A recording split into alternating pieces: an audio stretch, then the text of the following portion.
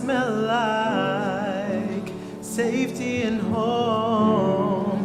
I name both of her eyes forever, and please don't go. I could be a morning sunrise all the time, yeah.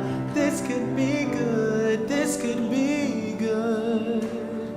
And I can't change, even if I tried, even if I wanted to. And I can't change, even if I tried, even if I wanted to.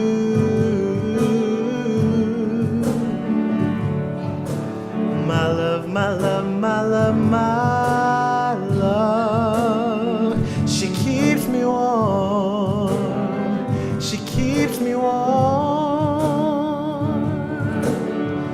What's your middle name? Do you like your job? Do you fall in love too easily? What's your favorite word? Do you like kissing girls? Can I call you baby? Yeah, yeah. She says that people stare 'cause we look so good together. And I can't change, even if I tried, even if I wanted to. And I can't change, even if I tried, even if I wanted to.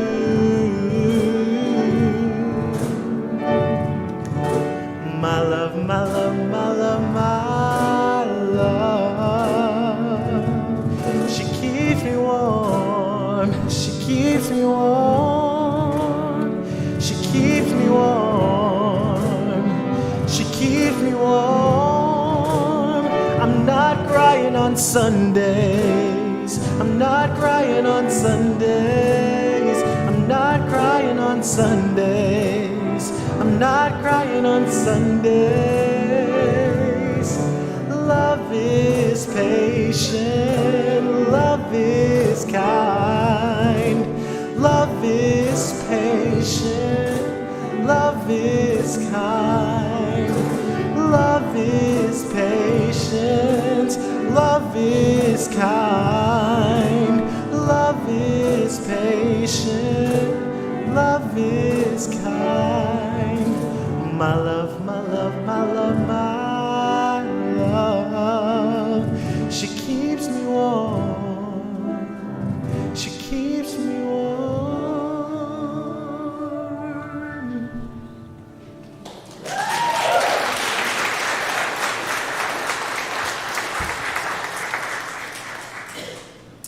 My name is Carol Webb, and I'm a member of this congregation. We're going to start with words from Polly Murray today. This is Polly Murray, someone we may not have heard of that we're going to learn a lot about today. Tear it out of the history books. Burn it in conspiracies of silence. Fight many wars to suppress it. But it is written in our faces 20 million times over. It sings in our blood. It cries from the housetops. It mourns with the wind in the forests. When dogs howl and will not be comforted. When newborn lambs bleat in the snowdrifts and dead leaves rattle in the graveyards. And we'll shout it from the mountains. We'll tell it in the valleys. We'll talk in the miner's shack. We'll sing it at the workbench. We'll whisper it over back fences. We'll speak it in the kitchen. We'll state it at the White House. We will tell it everywhere to all who will listen. We will lay siege, let thunder serve our claim, for it must be told, endlessly told, and you must hear it. Listen, white brothers, hear the dirge of history, and hold out your hand. Hold out your hand. My name is Carol Webb, and I'm a member of this congregation. Alexis Webb will light our chalice. Please join me in our chalice lighting words found in your order of service. We light this chalice, symbol of our Unitarian Universalist faith, to remind us to connect in spirituality and service for each other and the world, and to create loving community. Before today's story, we're going to listen to the Reverend Dr. Murray answer an important question. Your mixed heritage and the whole issue of coloring in your family, did this cause any particular problems growing up in Durham? Problems that were not the same kinds of problems as someone who came from strictly a black heritage and would not have experienced? Wherever you are a minority, whether you are a fair-skinned minority, or even if you are a white minority or Caucasian minority among black kids, and this is now being spelled out in studies here in the district, where there are white kids who are a distinct minority in predominantly black schools. Wherever you are a minority, you're apt to run into the normal kinds of being the butt of children's cruelty. And so I was very aware of being a minority, a light-skinned minority among the kids in school.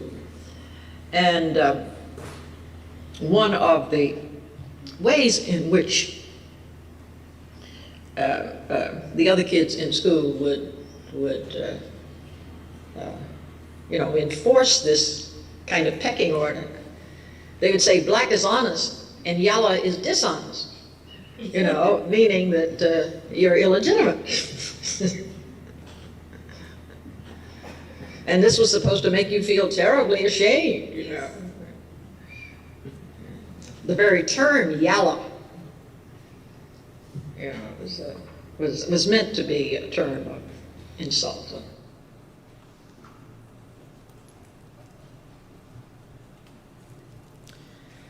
I'm going to read one by Catherine Otoshi. Blue was a quiet color.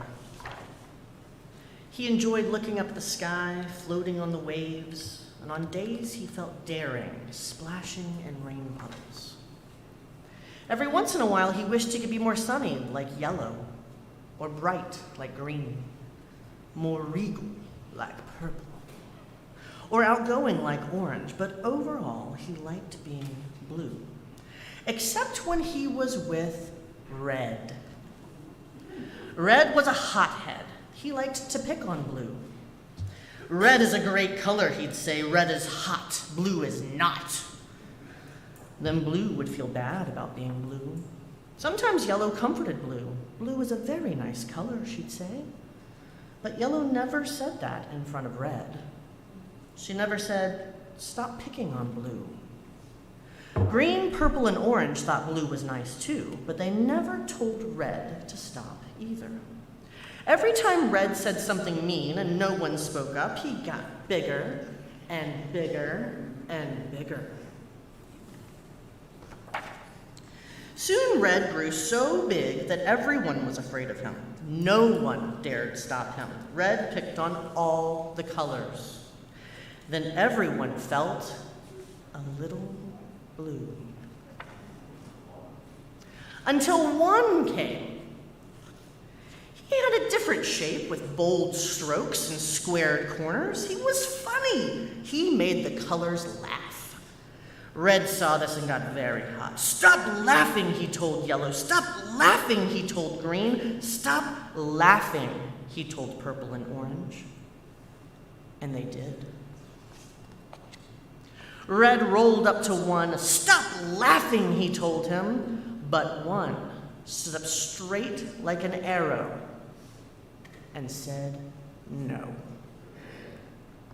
Red was mad, but one wouldn't budge, so Red rolled away. One turned to the colors and said, if someone is mean and picks on me, I, for one, stand up and say no. Then Yellow felt brave and said, me too. Green agreed and said, me 3. Then Purple became 4, and Orange became 5. Blue saw the colors change. He wanted to count. See what we did there? Red grew red hot. He felt left out. He grew hotter and hotter and hotter. Red raced over to Blue and said what he always did. Red is hot, Blue is not. But this time, Blue stood up tall and became 6. Red can be really hot, he said, but blue can be super cool. Red blew a fuse and tried to roll over Blue. But everyone took a stand and said no.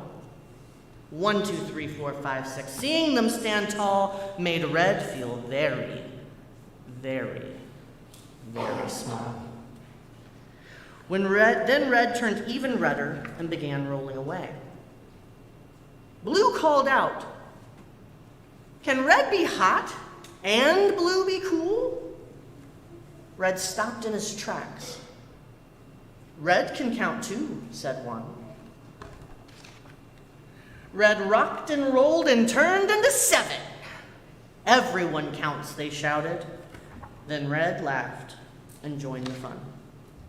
Sometimes it just takes one.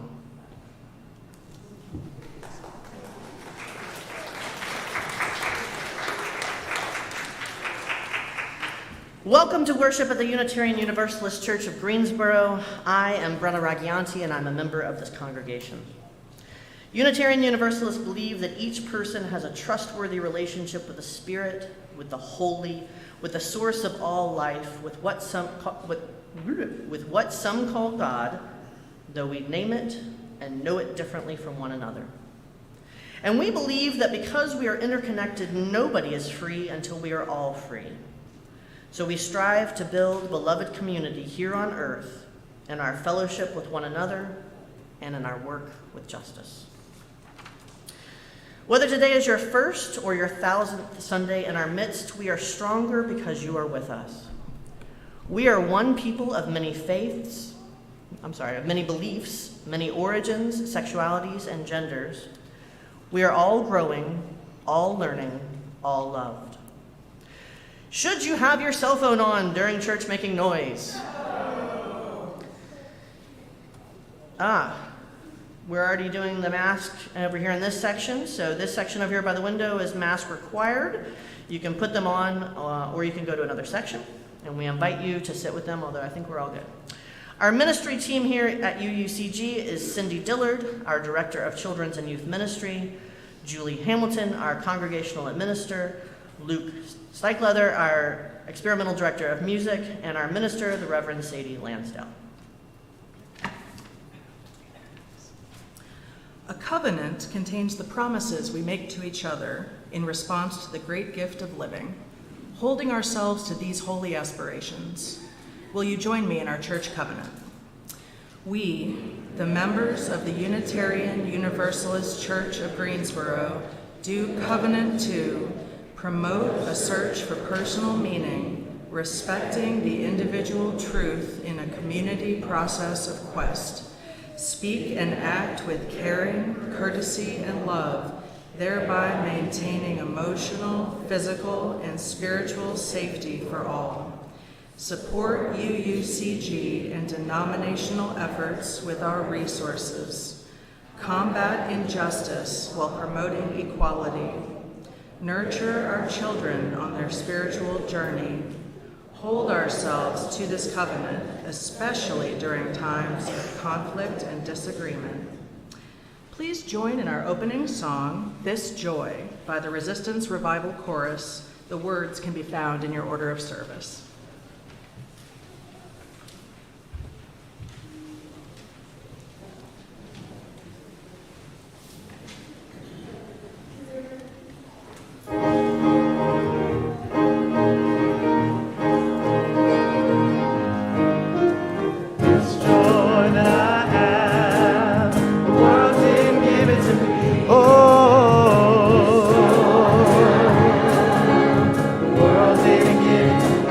Don't you know that?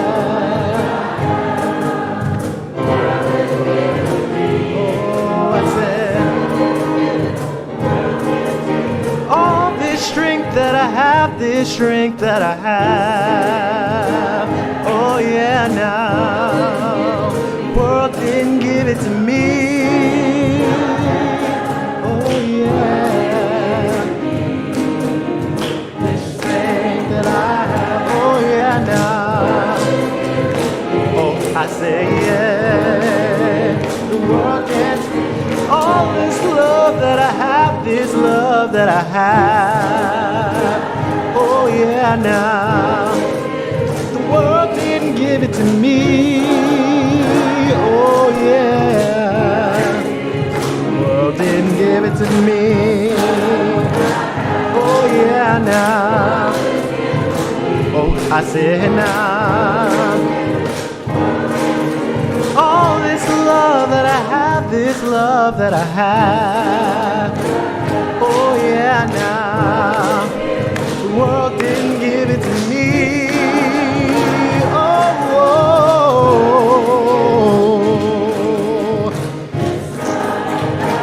oh yeah, now. The world didn't give it. All this pride that I have, this pride that I have. The world didn't give it to me. This that I have, the world didn't give it to me. Don't you know that? Oh yeah, now. The world didn't give it to me. All this peace that I have, this peace that I have, this peace that I have. The world didn't give it, the world didn't give it to me. Oh,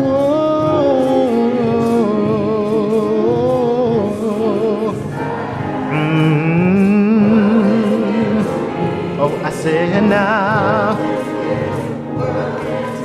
All this joy that I have, this joy that I have. The world didn't give it to me. Oh, the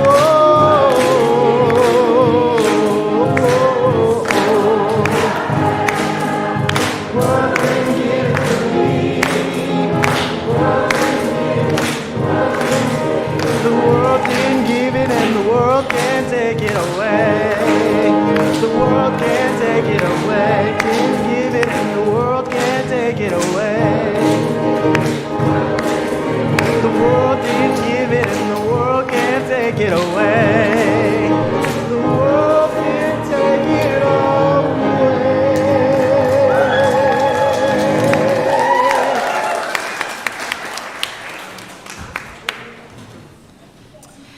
If you're joining us in the sanctuary, won't you wave hello to everyone joining us online? If you're online, go ahead and introduce yourselves in the chat. If you're in person, let's greet our neighbors.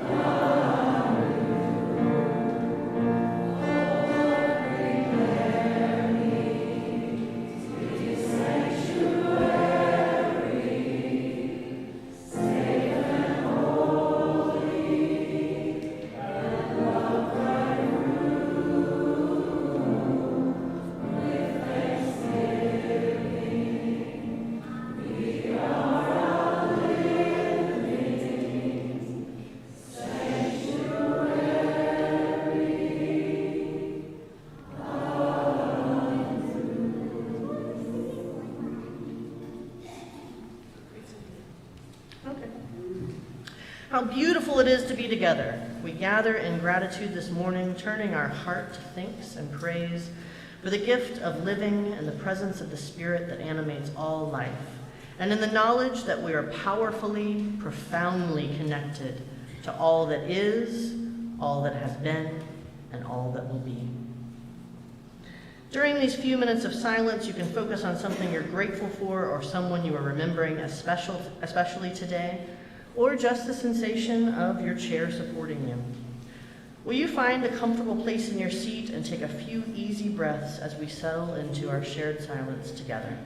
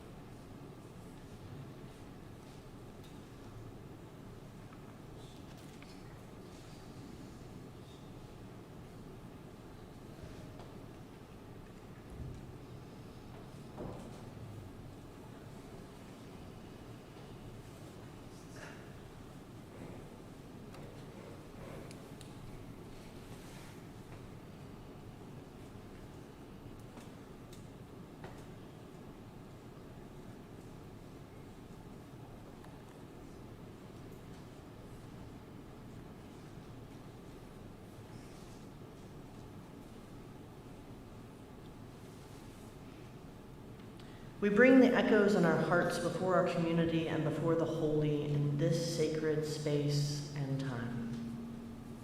If you're online, this is the time to share your joys and sorrows with one another in the chat.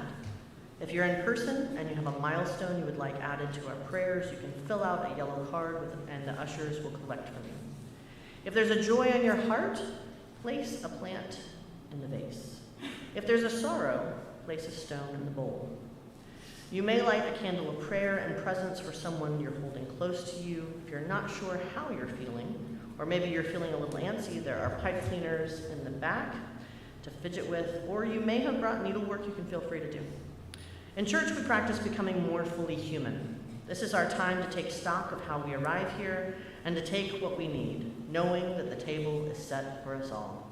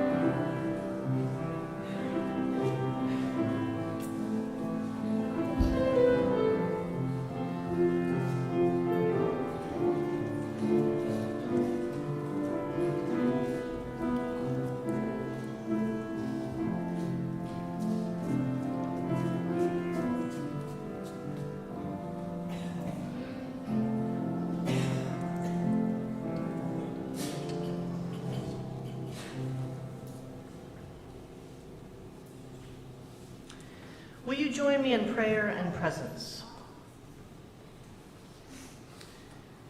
We name aloud, oh, I gotta share the joy, sorry. All right, Michaela Brandt got her green stripe belt in Taekwondo on Thursday, so we share this joy with Jason and Mary Sue Brandt. Congratulations, Michaela. I am joyful that my daughter Clara made this bracelet so that I could be extra brave today. And that Clara, Luca, and Brandy, who are watching from home, will forgive me when I am not perfect today, and always, and especially my historian wife, will forgive that no, the sermon is not tight. We name aloud or in the chat those people in our hearts, living or dead, near or far. Spirit of life and love, God of many names and beyond all naming, source of all. This is from the Reverend Dr. Polly Murray,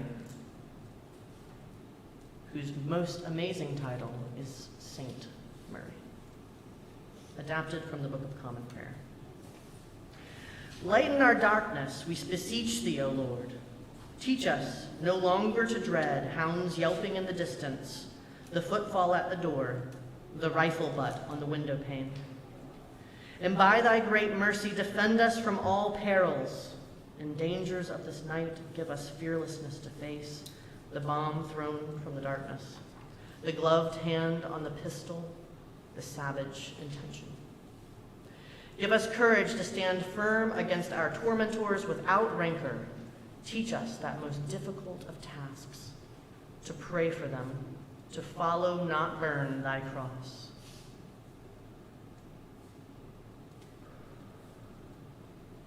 We ask these things for ourselves, for those we love, and for those we do not yet love. Amen.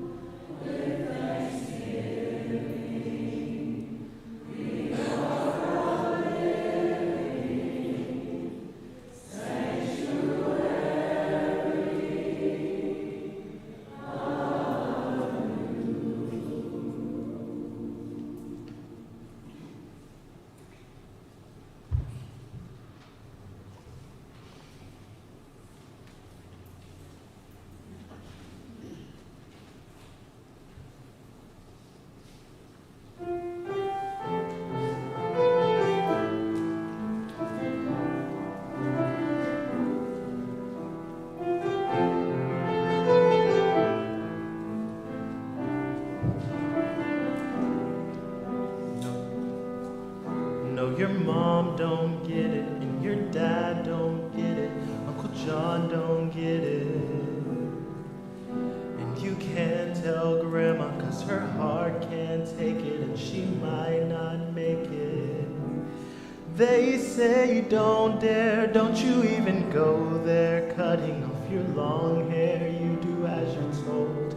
Tell you wake up, go put on your makeup, this is just a phase you're gonna outgrow. There's something wrong in the village, oh, they stare in the village,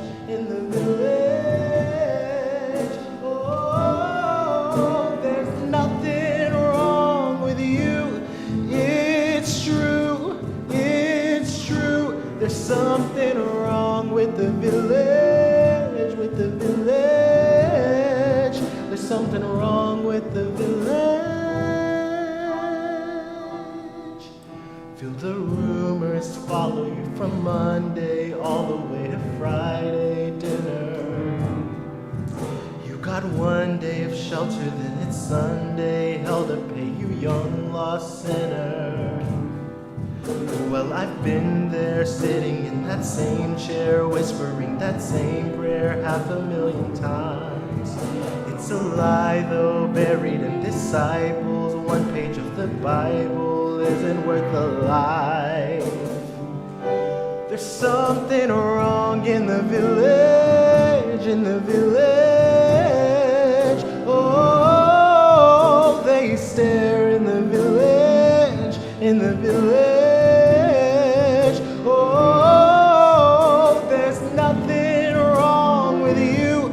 It's true, it's true. There's something wrong with the village, with the village. Something wrong with the village.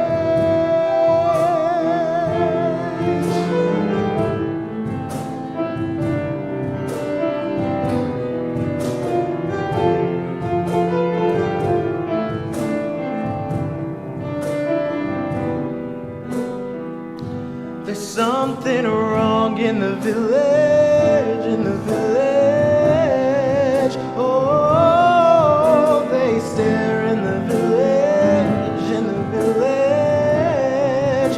Oh, there's nothing wrong with you. It's true, it's true. There's something wrong with the village, with the village. There's something wrong with the village.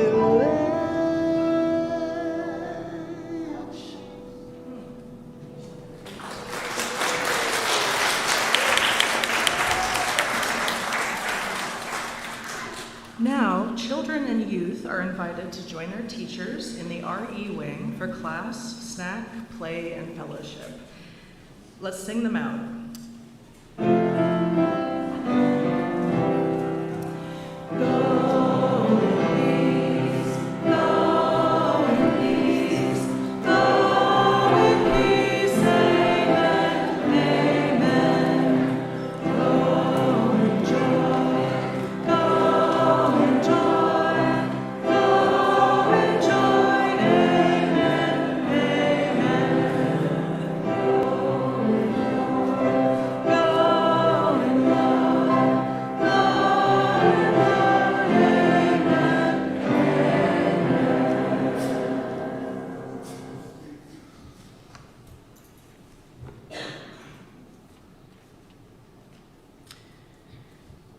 This will not be perfect, much like myself.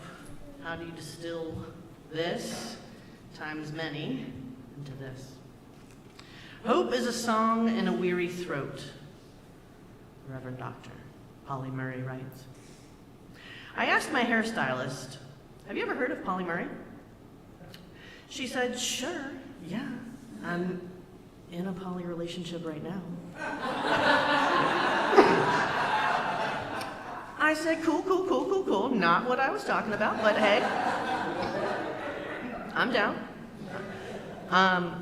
Who here has heard of the Reverend Dr. Polly Murray before? Raise your hand. Keep it up if you could name at least 3 really important things about them. Polly knew that. I will call Polly Murray Polly. I will call them the Reverend Dr. Polly Murray. I will mess up and use the pronoun she because everyone who writes about them uses she, even though I will say I think that is wrong. I think more appropriately, if Polly could have, Polly would have used he, but it was not safe. History books don't include them nearly as much as they should. Raise your hand if you've heard of the Reverend Dr. Martin Luther King Jr. Yeah. Polly took issue with that.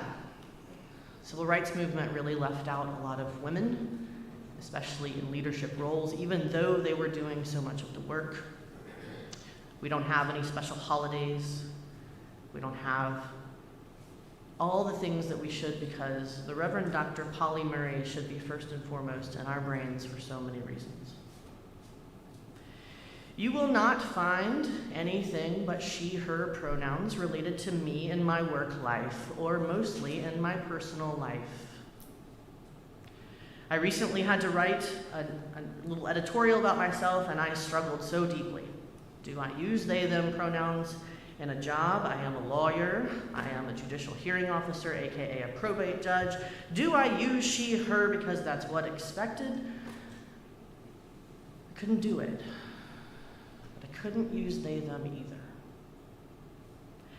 So I just didn't use pronouns. And does it read a little stiffly? It does. Do I wish the Reverend Dr., the Saint Polly Murray had had that opportunity as well? I do. So when I mess up and say she, it's because I was introduced to Polly Murray as she, and I will show you how to correct myself and move on, and I will not make a huge deal out of it because we all are imperfect. Polly Murray lived in the in-between. They lived with their family, but their mom died. Then their dad died after being in a mental institution and was beaten to death. They were orphaned at the age of 3. So they lived with their grandmother and their aunt, their namesake.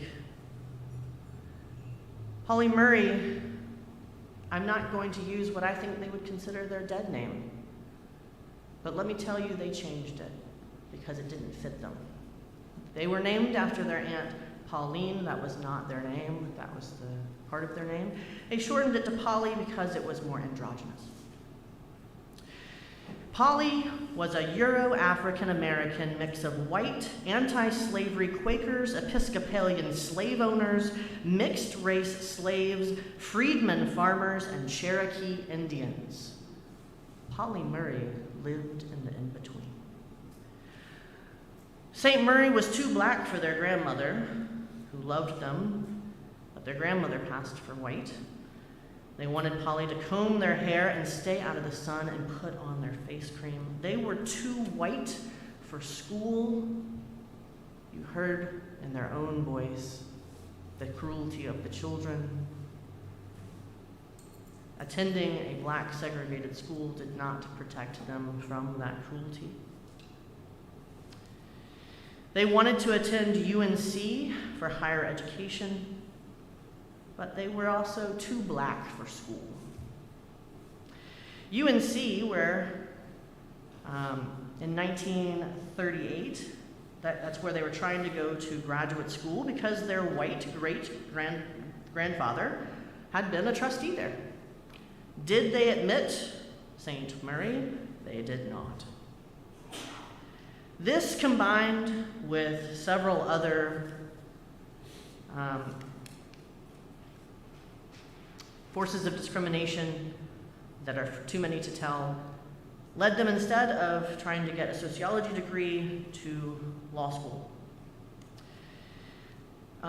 They went to Howard because they escaped. I forgot to tell you, they grew up in Durham, North Carolina. I know you've never heard of that. It's kind of an important piece of this, sorry. But they grew up in Durham, and at the age of 15, when they graduated, they moved to New York as fast as they could. And back then, the black schools only went to 15, because why would we want to educate all of our citizens? They went to Howard, and they were, as they always had been, amazing. In their second year of law school, they staged the first successful restaurant sit-in in Washington, D.C. Restaurant sit-ins wouldn't come for decades later. Polly Murray was ahead of their time in so many things. Polly Murray was robbed of so much of the credit for their incredible intellectual abilities, their wisdom, and their path and ability to see far into the future for what would actually work to harbor and regain these rights. When Polly Murray was in Howard, they were the only female-bodied person. They were laughed at consistently by their classmates, particularly when they stood up and said, "Hey, I think think Plessy v. Ferguson, we remember, separate but equal, the lie, will be gone within 25 years. Laughed at, let me tell you, laughed at.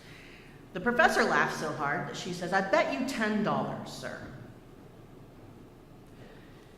Then Polly went on to write what was their senior paper that was about how to get rid of Plessy v. Ferguson. Polly wouldn't know that 10 years later, after they had won their bet, because the Brown, thank you, Brown v. Board of Education, we've heard of this, yes. We've heard of Thurgood Marshall, yes. Did you know their law school professor stole their senior paper, gave it to Thurgood Marshall and all of these other men who used it for many of their arguments? You cannot say the name Thurgood Marshall without knowing the name Polly Murray. You cannot think of the downfall of separate but equal, which was a lie, without knowing the name Polly Murray. Polly Murray went on to do so much school, I don't even understand all the things, and I'm pretty educated, but they were the first black person at Yale. One of the important things was that they were first in their class at Howard. That had meant that they were always allowed to go to Harvard after that. That was the tradition. But guess what? Harvard didn't want women. And Polly was a female person. So Polly was too female and too male. Polly lived in this in-between and said, in 1919, at 8 years old, Aunt Pauline took Polly to the store to purchase a wardrobe.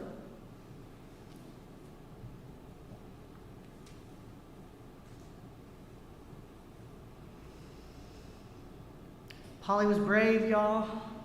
Polly was 8 years old and braver than I have been in most of my life, but Polly said, "No, I'm going to the boys section."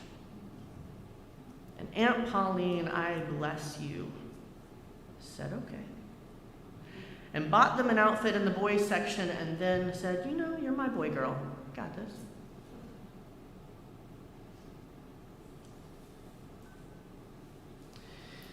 Murray felt outwardly female, but inwardly male, queer, and I quote, in between. They knew that they had something different in their body. They asked, they prayed, they begged the medical establishment to find what it was. Was it their undescended testes? Was it a hormone imbalance? They said, "Please give me testosterone." They said no.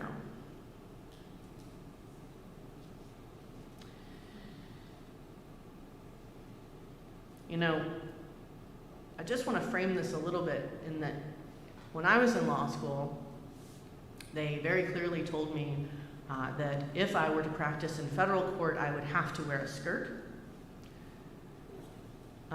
This was in 2013. I said, that cannot possibly be true. I can wear pants, yes? They said no. I said, well, then they can just forget about it. I'm going to wear pants. And they said this. They said, my teacher, I'll never forget what she said. She said, wouldn't that be great? Except they will take it out on your client because they are conservative and they will expect you to be in a skirt and you will be seen as a distraction.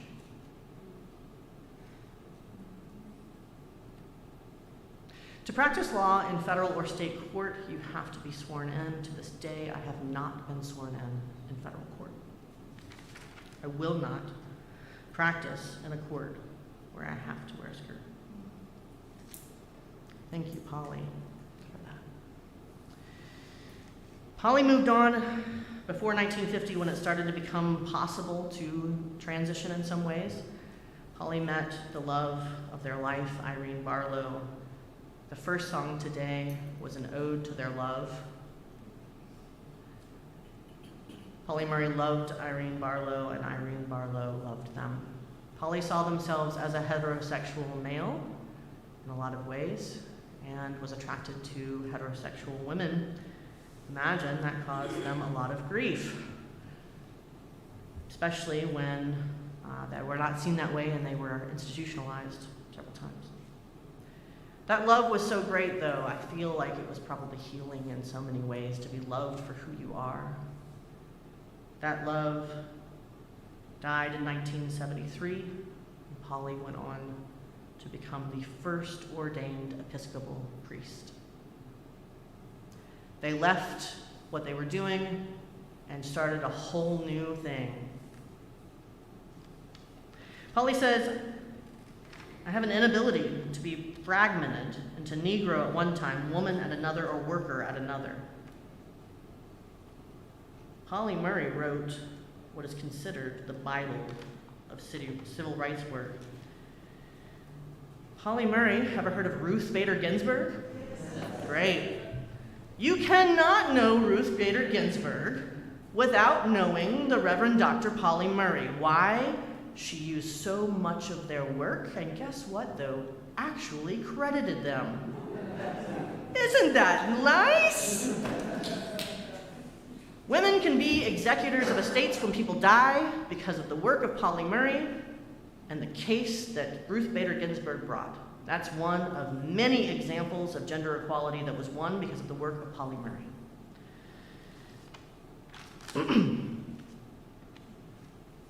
Trans people, genderqueer people, non-binary people, queer people, we are not new. We have been around since the dawn of time, and we're not going anywhere. This is not a fad. I just learned from my wife, who I learned most things from, that she says the children, that means, I guess, teenagers especially, would say, spill the tea. This was probably months ago, so maybe they don't even say that anymore. I don't know. Spill the tea means tell me the gossip. Is gossip new? No, it's not new, y'all. We just call it something different, okay? Polly says, I don't know whether I'm right or whether society or some medical authority is right. I only know how I feel and what makes me happy. This conflict rises up to knock me down at every apex I reach in my career.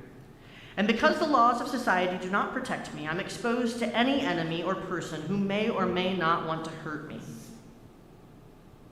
They wrote that to their Aunt Pauline in 1943. My friends, I can't go to Tennessee. I'm from Memphis, Tennessee. My mother, father, and brother live there. There's too many laws that say too many things about my body, about how I dress. If I were to walk down the street dressed as I am in my men's jeans and my unisex t-shirt, in my men's shoes, and I were to sing, they could arrest me because of the drag laws that they have just put in place. It would be a misdemeanor at first, okay. I mean, I'd lose my job. I'd pay a fine of up to $2,500 and I could go to jail for a year. It's okay, right? But if I did it again, it's a felony. Up to 6 years in prison.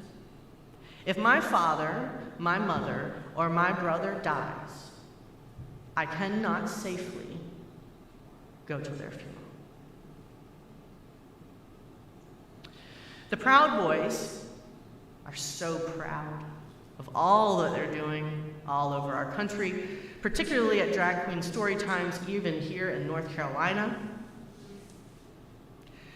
They are terrorizing our children. They are terrorizing my family and my children should we go to Drag Queen Story Times. Sheriff's offices and officers are walking them in. They are allowed to use fake names. They are allowed to wear masks. They are allowed to be armed.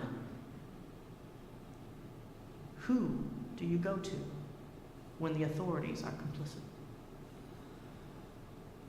3 days ago, our Lieutenant Governor,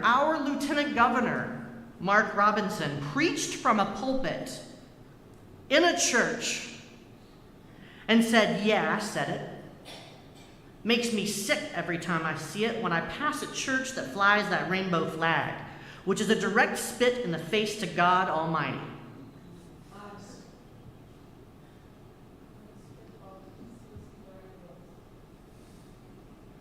He calls us filth.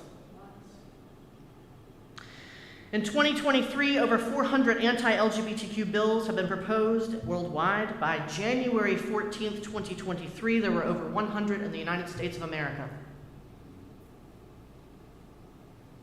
What happens when we go to Tennessee Pride? What happens when the people who cannot leave Tennessee try to go to Tennessee Pride? What happens to them in front of their families when they try to express themselves joyfully? What happens? I have struggled with this. I have struggled with really desperately wanting to punch a Proud Boy in the face. I want to flatten Red in this story. I want to demolish Red. I want to obliterate Red, this bully. I've had horribly violent thoughts. And I've struggled because I'm not a violent person. And Reverend Sadie made it worse.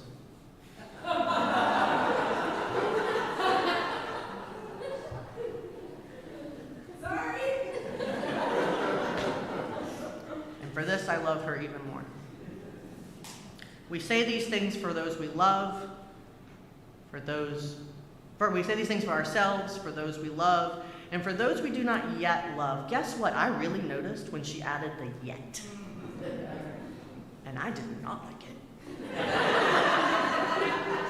And I was angry to myself. Because I said, yet? Yet? And I balled up my fists internally and I said, yet? You see, we lawyers, we parse language. Language is important to us. And I said, never, not yet. And I sat with it. And I sat with this yet. Because my favorite principle of Unitarian Universalism is our first principle. We believe in the inherent dignity and worth of every person. So there's a yet. Because the difference between me and the hateful rhetoric and those people who spew it is that I will live in the yet. Yes.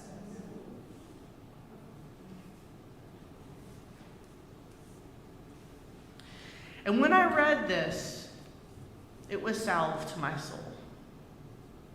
Because St. Murray writes, and while I could not always suppress the violent thoughts that raged inside me, I would nevertheless dedicate my life to seeking alternatives to physical violence, and would wrestle continually with the problem of transforming psychic violence into creative energy.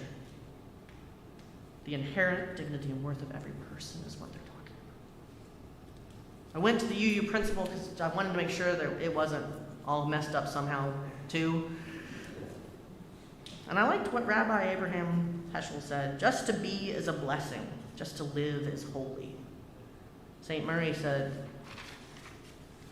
ask a black woman what her greatest accomplishment is, and she will say, I survived. So I'll try to live in the yet. I won't shut out or trample red yet. I won't punch a Proud Boy yet. I won't commit physical violence yet. I'll hold on and I'll ask all of you and everyone else to hold on because of Polly and all of those who came before them. Now it's time for a very brief quiz. The correct answer is Polly Murray to every question. You can't fail the quiz. Are you ready? Who can we think for pioneering.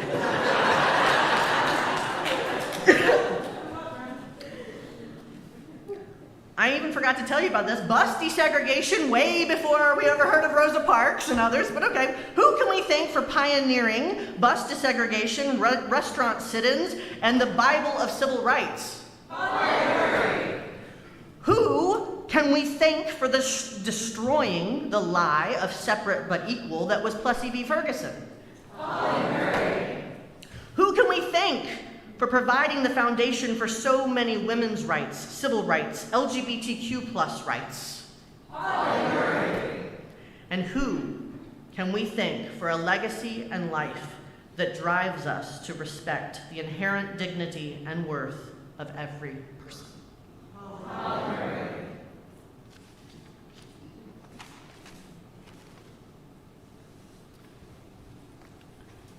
One of the ways, I'm noticing the time, and I don't know if we have time for, I don't know.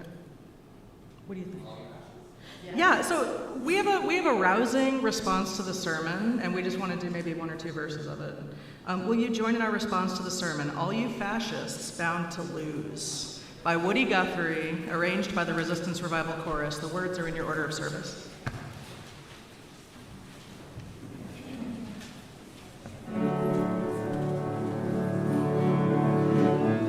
I'm gonna tell you fascists sure might be surprised. There's people in this world and we're getting organized. You're bound to lose, you fascists bound to lose.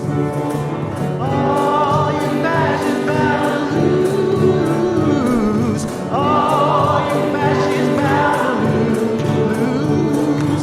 Oh, you fascists bound to lose. You bound to lose, you fascists bound to lose.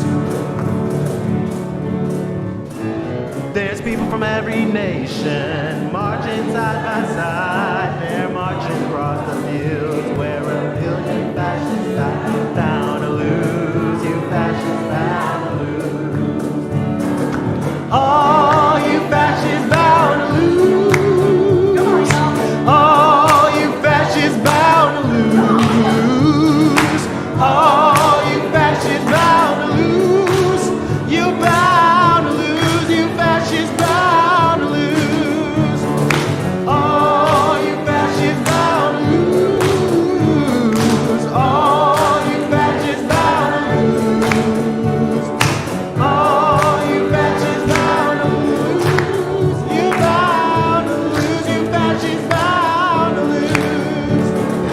Oh, you fascists bound to lose. Oh, you fascists bound to lose. Oh, you fascists bound to lose. You bound to lose, you fascists bound to lose. One of the ways that we live out our mission to create love and community is to contribute financially to the ministries of this congregation and to the good work of our community partners. One of the ministries of this church is our ministry. I'm gonna make a yes. One of the ministries of this church is our Minister's Discretionary Fund, which is available to anyone in a tough spot.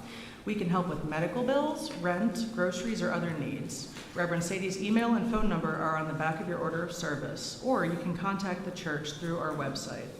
Our offering this month goes to A Woman's Choice of Greensboro. They offer compassionate, non-judgmental quality care to any pregnant person seeking an abortion. We also have congregants who train as escorts for this clinic to provide additional safety and peace of mind, since sometimes the clinic is a target of hate and harassment. If you'd like to make a contribution for our offering to be split with A Woman's Choice of Greensboro, you can do so at the link in the description of this video. You can text GIVE to the number in your order of service. You can also mail a check. Ushers will come forward to collect the offering, which will now be greatly received.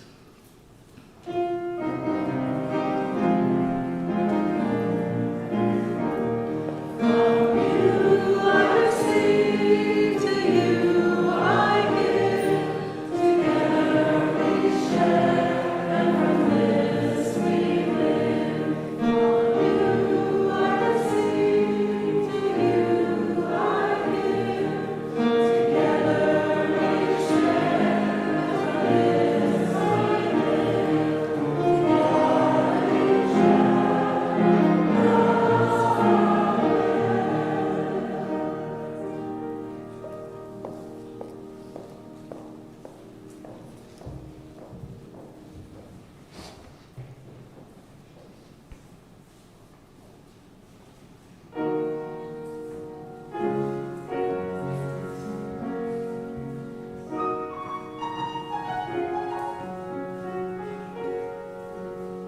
I am not a stranger to the dark. Hide away, they say, 'cause we don't want your broken parts. I've learned to be ashamed of all my scars. Run away, they say, no one will love you as you are. But I won't let them break me down to dust. I know that there's a place for us, for we are glorious. When the sharpest words wanna cut me down, I'm gonna send a flood, gonna drown him out. I am brave, I am bruised, this is who I'm meant to be. This is me, look out, 'cause here I come. And I'm marching on to the beat I drum. I'm not scared to be seen, I make no apologies. This is me. Oh,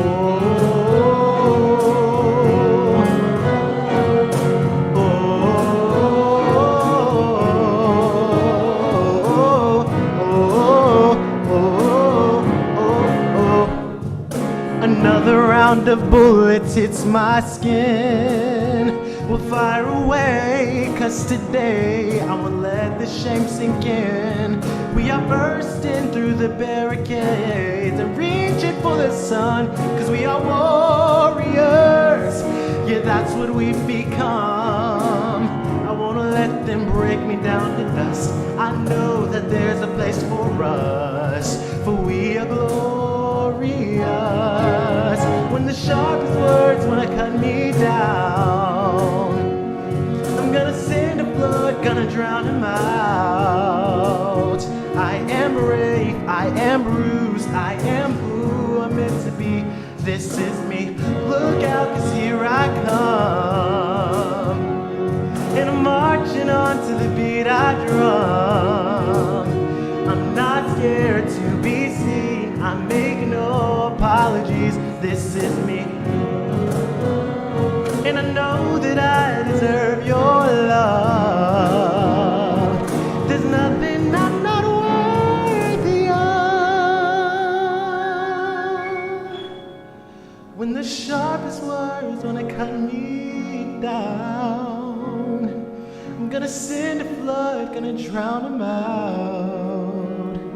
This is brave, this is Bruce, this is who I'm meant to be. This is me. Look out, 'cause here I come. And I'm marching on to the beat I drum. I'm not scared to be seen, I make no apologies. This is me. Oh, oh,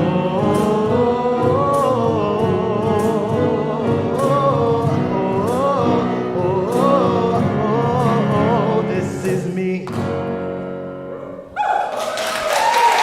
you.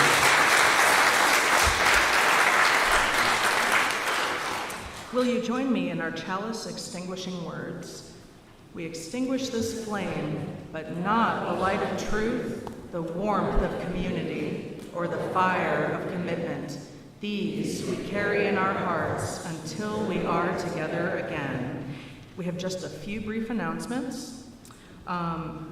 If you're online and you'd like to get more connected, you can click the link in the description of this YouTube video and let us know how we can connect with you. If you're in person, you can fill out a pink form at the visitors table, visit our website for our contact form, or simply stick around after worship. Pledge drive announcement from the Stewardship Committee. Today's the day, folks. It's been a week. We're having the shortest pledge drive ever, and we need those pledges in. And if we don't get them in today, we're going to get some friendly phone calls just to check on the status. So today's the day. Next Sunday is a blessing of the animals, led by Reverend Sadie, Suzanne Andrews, and Betsy Lindsay. Bring your creatures or a picture of your pets, present or past. Adult religious exploration today is going to be in the sanctuary. It's presence practice led by Caroline Cottom and Tom Cronkite. And we have our benediction, more words from the Reverend. Before then, Luke has an announcement. Oh. Yes. It's a very quick, very special announcement. Upon doing the order of service, I realized I did not put the names of our very special guests in the order of service. So I want to give a very special thank you to Chelsea Morrow and Cameron.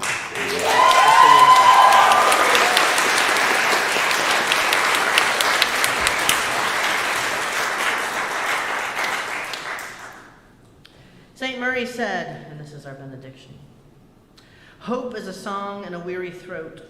Give me a song of hope and a world where I can sing it. Give me a song of faith and a people to believe in it. Give me a song of kindliness and a country where I can live it." We ask these things for ourselves, for those we love, and for those we do not yet love. Amen. Benediction hymn, I think, is Shalom. Havarim, great. You can stand and place your hands over your heart.